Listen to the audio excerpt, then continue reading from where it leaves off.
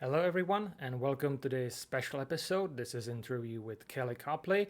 Kelly is the man behind the socialized packages for Meteor, which allows you to bring social interactions to your application very easily. So think of all the Facebook friendships, streams, liking, all that stuff. So that's what the socialized packages are about. And he is also one of the founding members of the Meteor Community Packages group. So that's Kelly.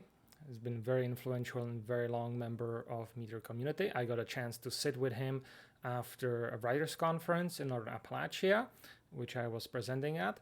So we had a nice chat, which I'll start in a moment. Just apologies for the background noise.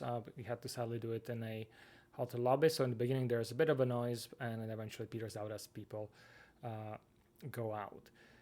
And with that, without further ado, here is the interview. So hello, everybody. Hi, Kelly. It's been a while since we got a chance to really talk like this. Yeah. How have you been doing? I've been doing good. Just, same old development stuff, working all the time. Yeah, what have you been up to? We haven't seen you around lately in the community. So as far as the Meteor community goes, I haven't been very active, honestly. But I love what you and Jan and Alim are doing. Oh, thank you.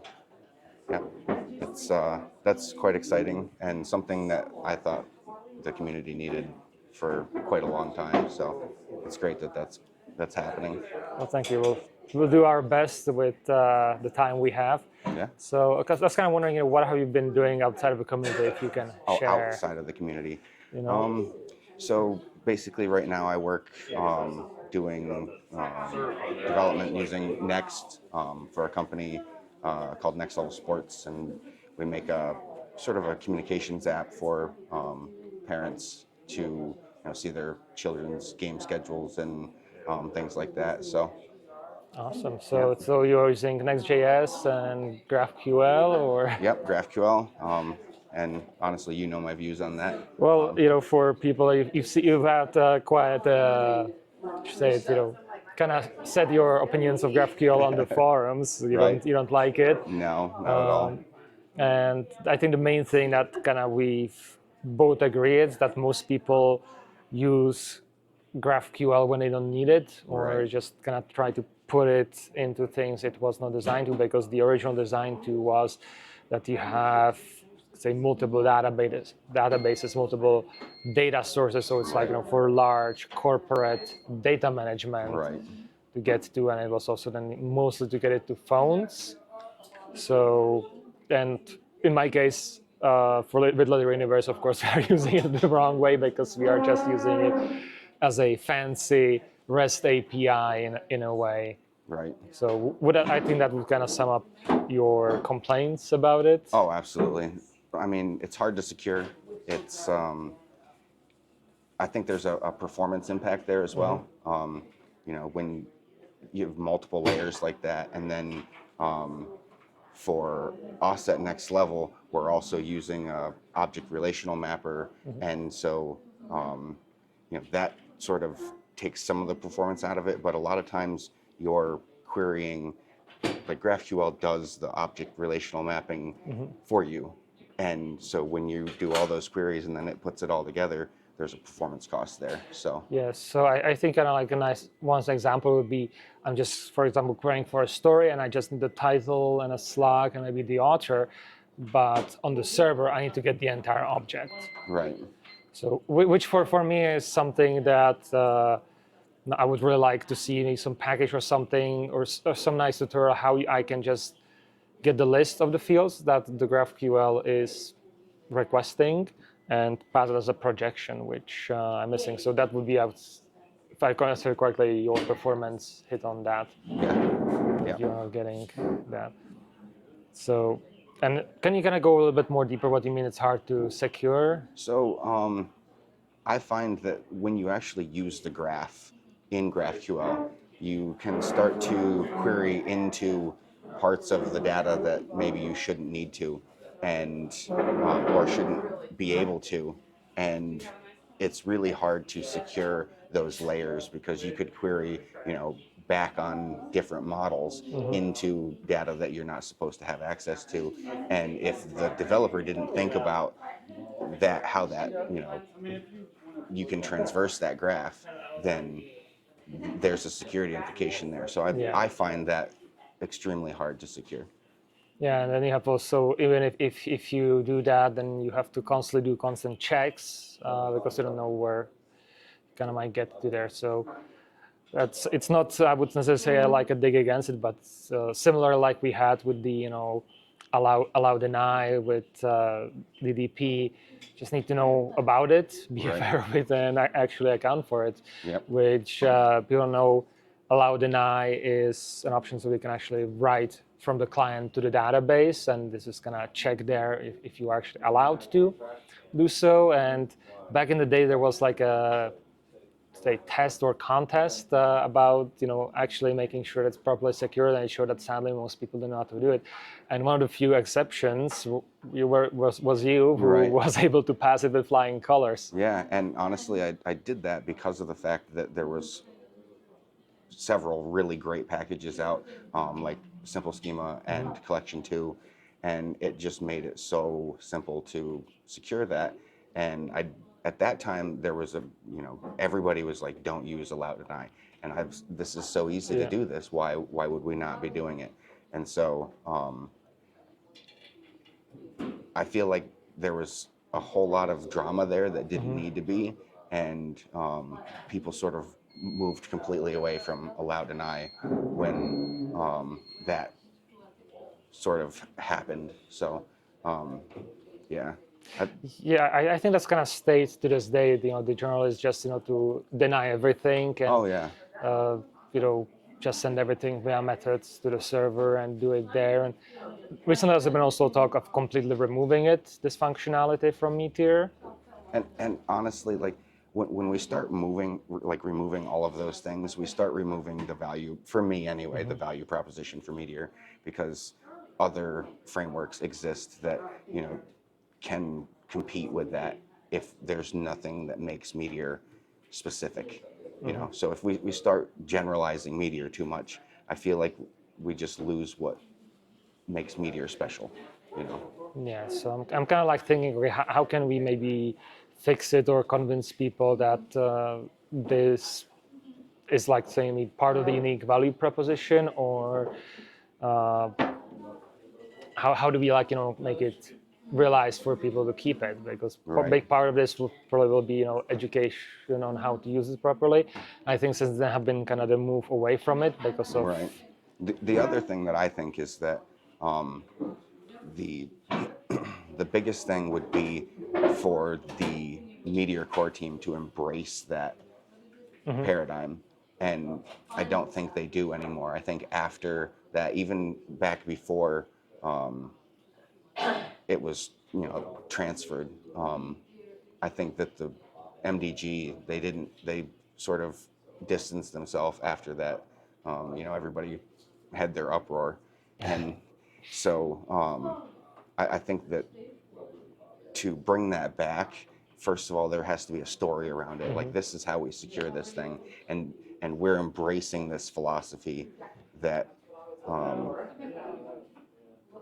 maybe some people don't agree with, but we think this is the way forward because the API is developer friendly and makes it a great developer experience. And if you don't agree, we just deny everything. Yeah, and I don't like the client side database updates are so amazing. Like, to be able to have that in your client and be able to do it securely. Honestly, there was never anything like that, and that's what drew me to Meteor in the first place. I was like, I can do my database in the client. Like, that's amazing. So Yeah, in a way also it sounds crazy because I remember back in the day when Node.js came on the scene. I was like, JavaScript on the server, what are you smoking? What is this dark magic? and Why would you even do that? yeah, the great thing about that though is, like, yeah, there was a lot of resistance to that at 1st, but I think it propelled the whole ecosystem, like Oh propelled yeah. the language itself forward. I don't think I think we would have never seen any of the new ECMAScript features blossom like they did if Node didn't, come Yeah. into the picture. So I think that was a really great step forward. Absolutely. I think, like even if it wasn't for Node.js, and similar to this day, probably like as you said, we wouldn't get the ECMAScript features, and we would be still fighting to get query selectors for the DOM as well, which Yeah. adding that was, I would say, the biggest contributor to decreased use of jQuery, Right. among other things, because that was the main point of a jQuery. I remember back at RIT when I had like interaction pretty much into JavaScript, the first say big homework or a big exam was that we had to find things in the DOM without the use of jQuery, and it was because our professor wanted us to kind of realize how much jQuery and the other tools have helped Right. us to move forward. So we had to first do it without them, and that's where most people dropped out of the class. Yeah, it was really rough experience, like working with the DOM, back before Yeah. all those new APIs were implemented. So speaking of the unique Meteor proposition, so for you, it's being able to write the database from the client. What else is there for So I think the data layer in general, the caching, pub sub, like live data, like just so easy. You do not get that in any other framework. Like you can't replicate it to this day, which is like I think that speaks volumes for what MDG did in the beginning. I mean, most people don't realize it, but they paved the way for most of what the Oh, yeah. the ecosystem is today. All of the things that like Next, built on, like MDG started that in the beginning. Yeah, it's when I always like tell people, a lot of the stuff that you see big in today's ecosystem, be it Apollo, be it Accounts.js, I believe it is, storybooks, that all has either been inspired or came directly out of Meteor. Right. So, and I think there's a lot more stuff, and it's kind of interesting that today the Meteor, or not just like the JS ecosystem in general, doesn't know that much about Meteor, or they have this kind of outdated view of what Meteor is. So Right. part of it is that we are moving towards Meteor 3, where we have replaced fibers with async await, so which is taking a long while. But once we get there, we are at Node 20, we are modern. So kind of the big thing then is, of course, a lot of people are okay. What's next? And I'm always saying, we are not there yet. Wait, hold your horses until we get there. And I think if we want to talk about what's next, we have version 3.1 and 3.2, which will probably just merge everything that we have backing up in the Meteor repository, which there's some quite interesting features.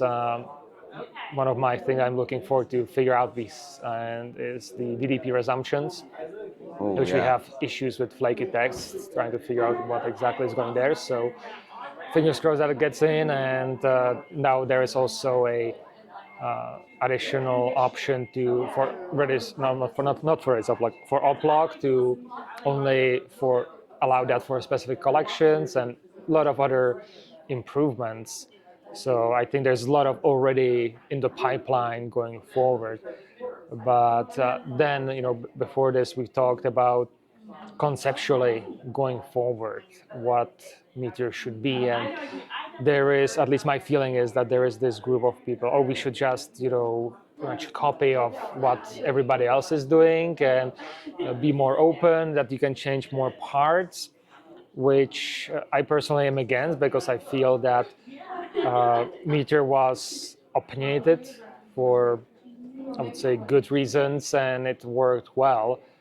And the question kind of with that is, what do you think about that, and what do you think should be, conceptually going forward? My Focus. personal opinion on that is that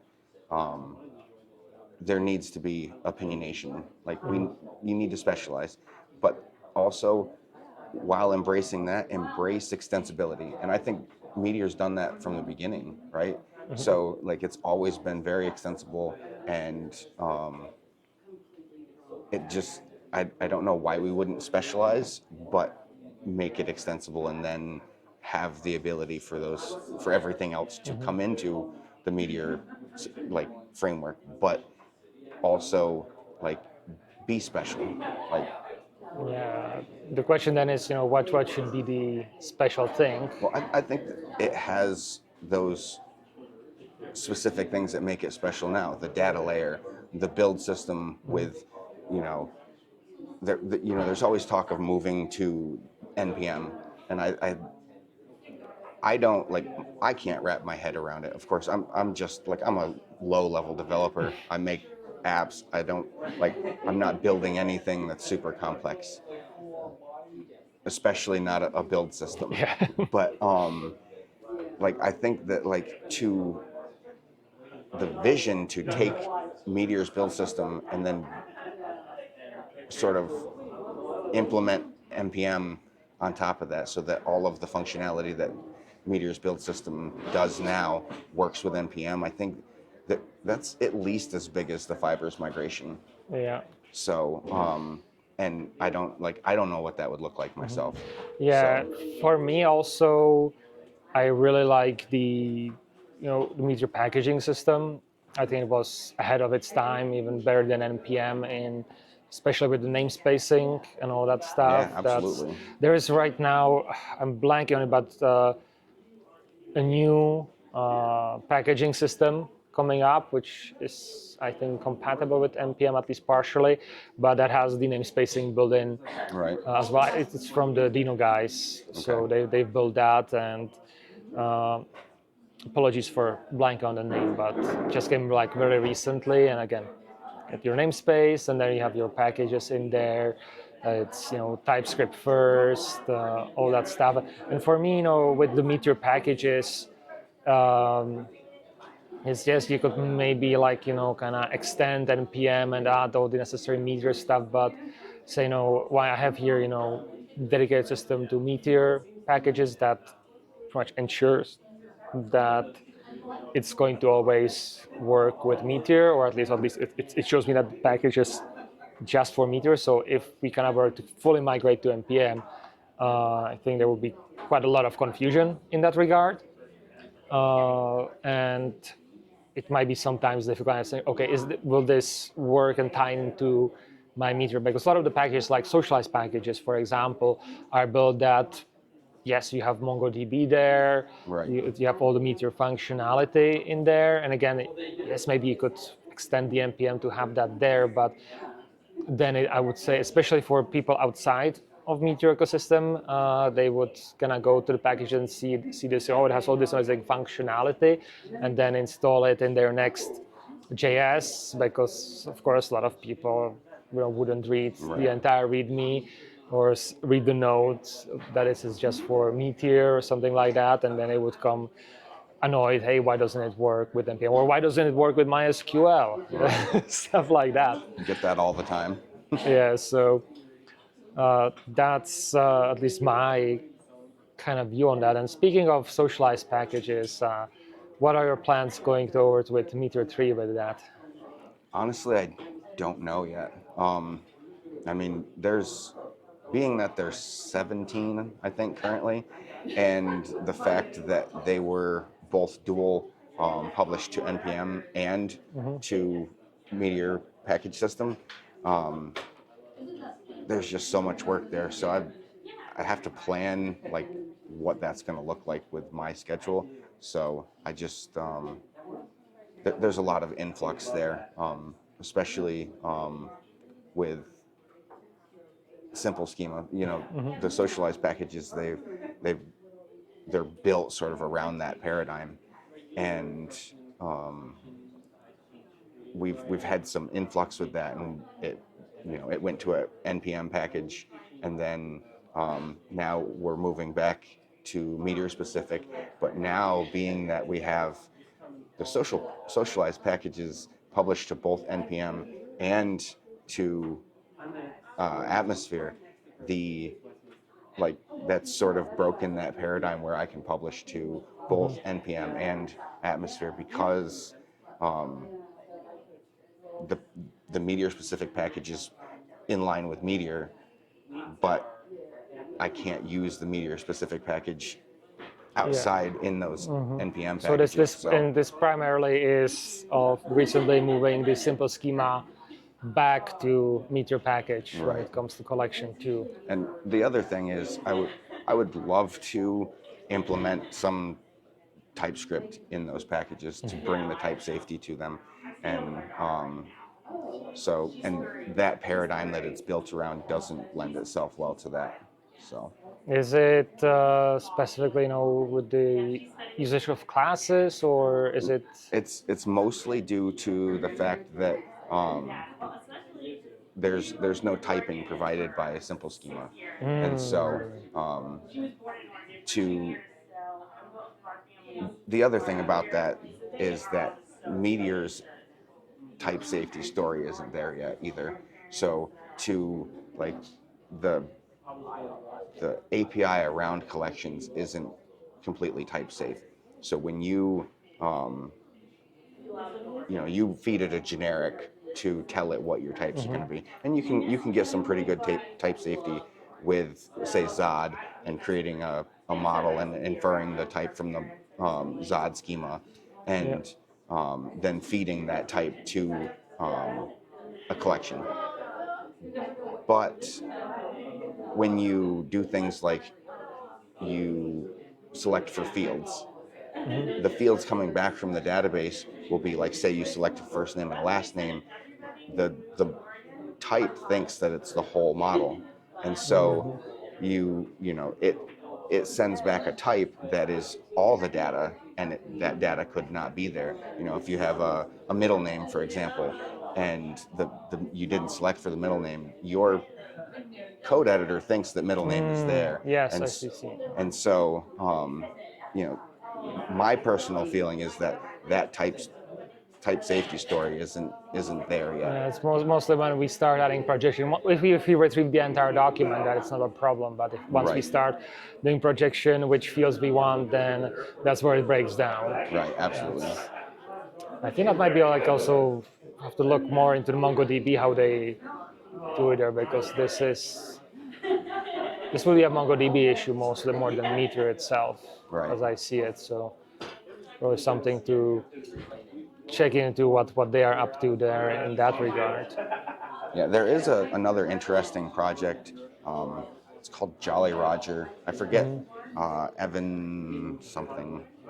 I forget his last name, but he has this project. It's basically like a sort of like a treasure hunt type of project, but the code for that, buried in this gem of a project, is some very nice code for implementing that type safety. And I have permission to pull it out. I just like the time to actually go through and turn those into packages is That's so that's but always an issue. it the other thing about it is the not only type safety, but it takes the Zod schemas and compiles them into JSON schemas and makes your database, it feeds them to Mongo, and so then the the the safety of that is in your database instead of just in the collection. Yeah, it's a lot of things to go into there. It's just what also got me thinking about the MongoDB schema themselves in as well. So many things. So it's kind of curious how that is going to move forward in that regard. Especially whatever MongoDB tries to figure out how to do with their story, because TypeScript is type safety is gaining, and there's even talk about kind of getting pretty much making TypeScript into ECMAScript, Right. so, which it's kind of sometimes I kind of feel it's TypeScript and all that stuff.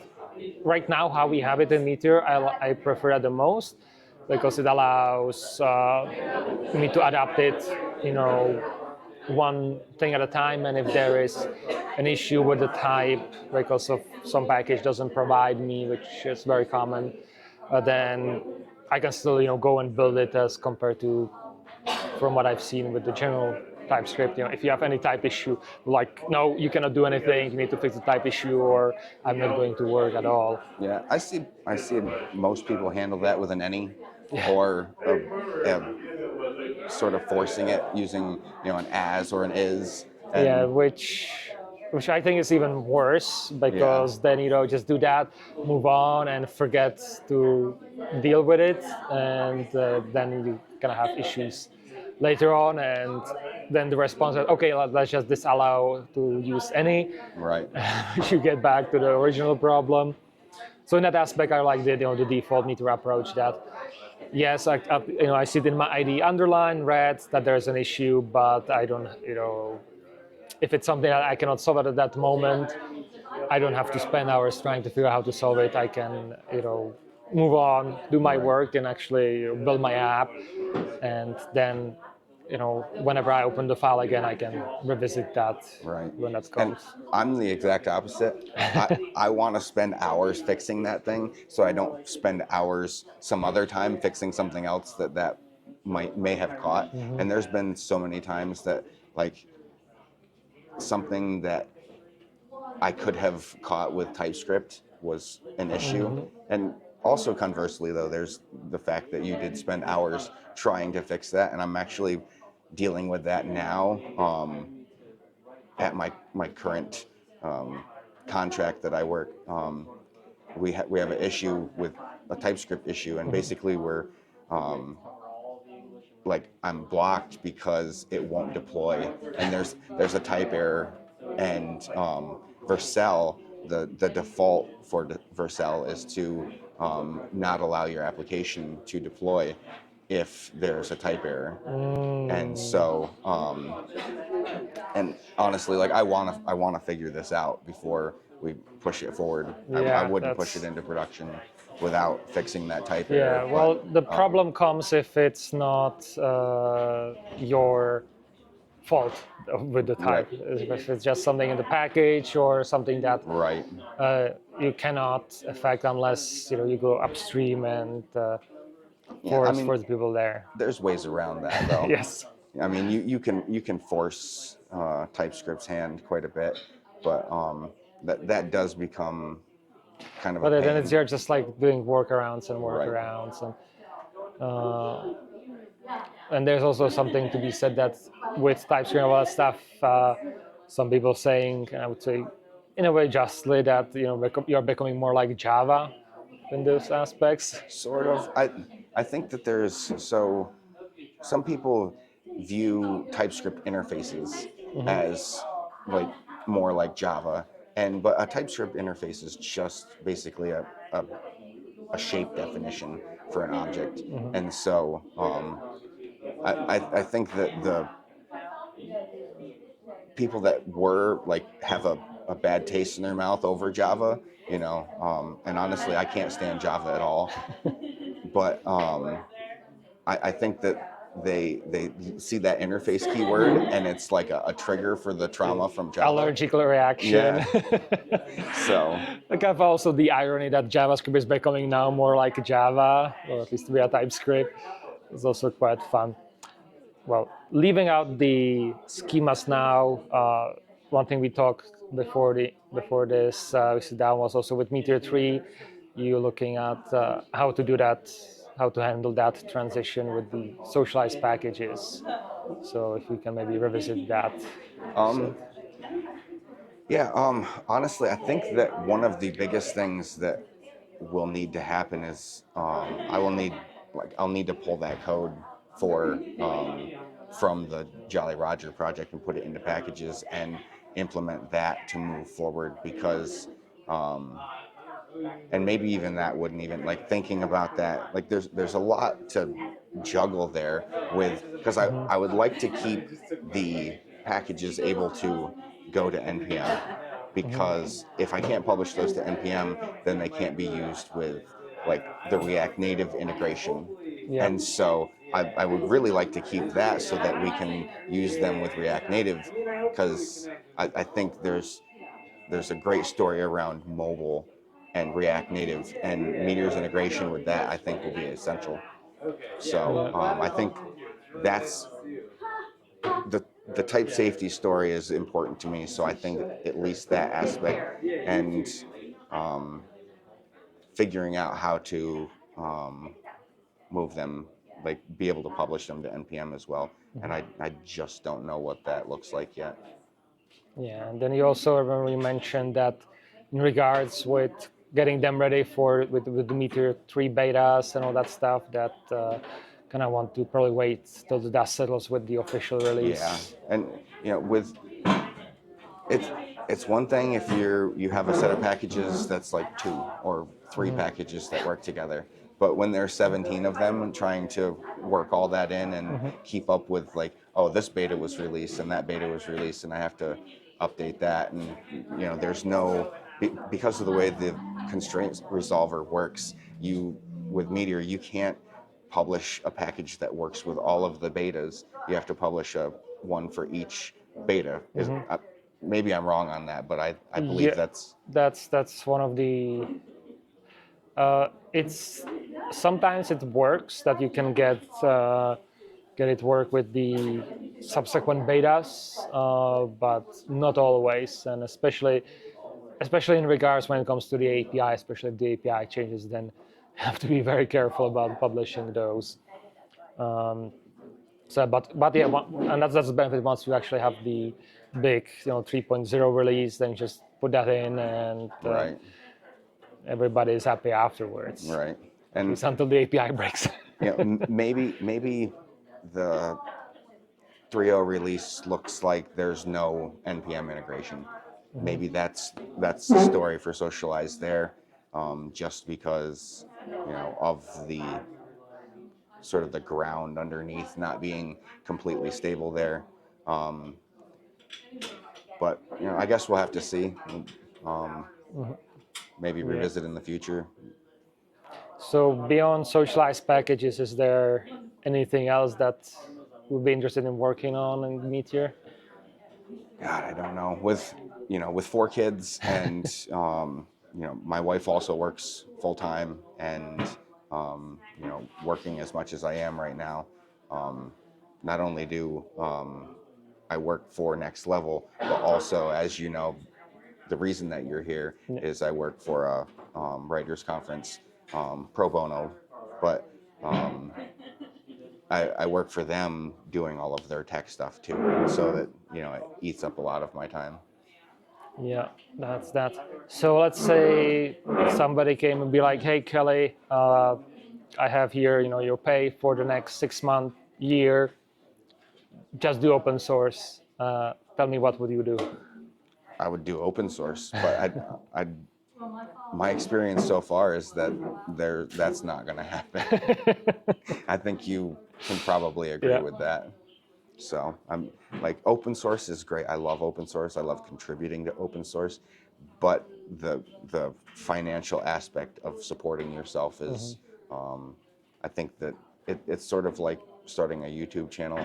Like 1% of people are actually going to make a living off of doing that. So that gets us to the tragedy of commons, something that I'm struggling a lot with.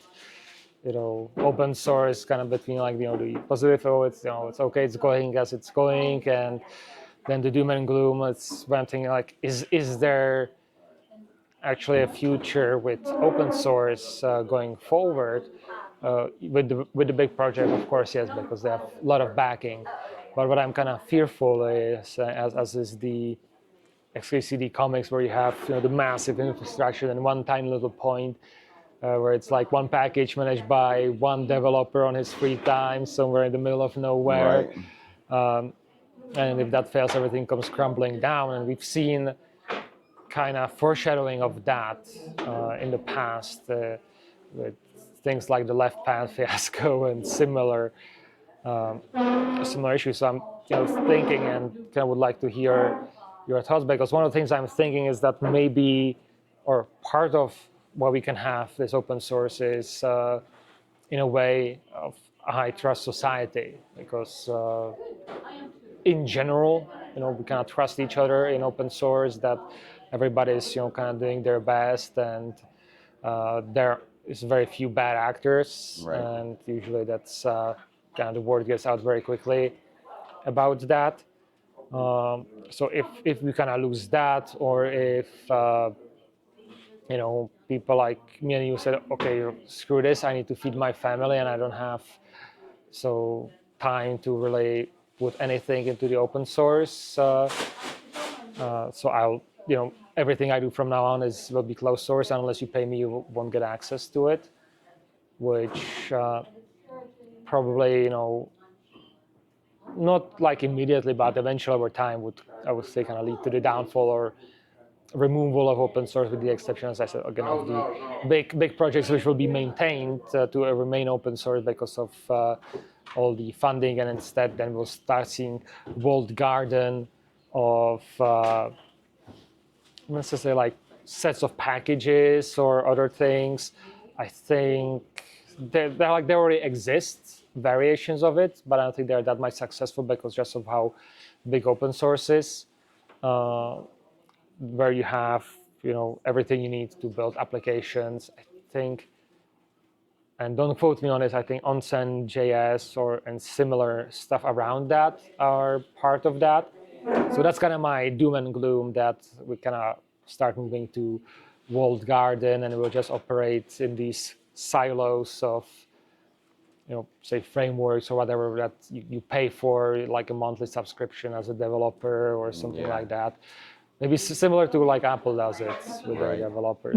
But honestly, I hope that doesn't happen, and I think that open source is going to endure, because like the trying to make a living off of open source is very rare.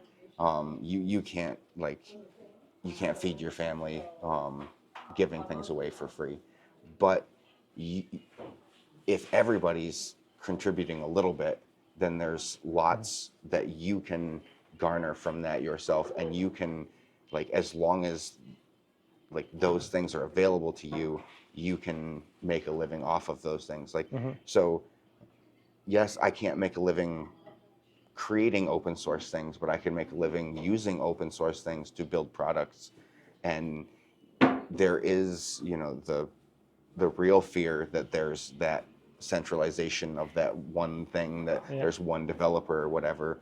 But I think that as developers, when those things happen, we step up and fix those things. And I think a lot of people overreact to things like that, and you just have to fix it and move forward. And I mean, there will always be people that have malicious intent, and maybe they publish npm packages that are compromised and whatnot. But in that case, like you said, the community takes over and quarantines that and gets rid of it, and so there's always, as far as any software goes, there's security implications for using somebody else's code, even when you download a program and run it on your computer. You don't know, like, if you've not looked at that code yourself, you don't know what it does, and even then you may not fully understand it. And so there's implications to using any sort of code that you didn't write yourself. So yeah. Speaking of security, and that's what kind of end to recently, quite a few months ago, I got a chance to look at security, not like testing of a Meteor application. And the only complaint was, and it was specific because it was application in financial services, that the Meteor accounts use local storage instead of session storage. Which, by the way, I already wrote a PR to allow you to switch to use session storage. Right. So once that gets merged in the future, then that's another thing that you won't have to. But everything else was green. So I think that's also like another story, that Meteor is very secure unless you intentionally make it not secured. Right. Yeah. And so that's like again, another great story for Meteor. With that, where can people find you? Most importantly, where can they support you? Because one thing that I really want to get people, not say people, but companies to really realize with open source is that it really lives if they are responsible, well, not responsible and good community members by contributing back. And I want to really get more that they support individuals, which sometimes very Absolutely. difficult, and smaller projects. Because of course, it's always sexy to support React, Right. support Express and the big one because everybody else is doing it. But then again, the small piece maintained by one developer struggling somewhere. Right. So I'm available just about anywhere. If you type in Copley KJ into Google, you'll find everything. Just about every platform. I'm pretty sure that's my handle on it. And as far as sponsorship, I have GitHub sponsors. And honestly, though, I don't push that. Like I don't believe that I personally do enough to warrant that. But if somebody wanted to contribute something towards me, but not to me, I personally think just supporting you, Alim, and Jan Kuster is a fantastic thing because you guys are doing great. So I would say send anything that you would send to me to you guys. Well, thank you. But again, I would say it would be better if you actually start making some nice sum out of that sponsorship, so you can then actually go and spend some time to working on open source, and it you wouldn't feel guilty that you're not working on something that pays you money, so that you Right. can improve your life and feed your family. Yeah. And honestly, though, like I feel like the like to be able to do that would be there need to be such a flow of money like to warrant me like taking my time from my contract job now to do that, like to feel compelled because of the money and not because it's something I like to do. There would have to be way more money than could possibly ever flow my direction. Yeah, well, for me, it's I like to do it. It's a lot of fun, and if I can then have less of a guilty conscience because I have some money that goes Absolutely. for it, then that's how I see it. Yep.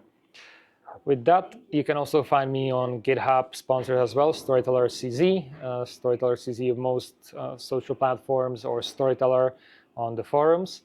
So again, thank you very much, Kelly. It's nice Absolutely. talking to you, and hopefully more in the future. Absolutely. Okay.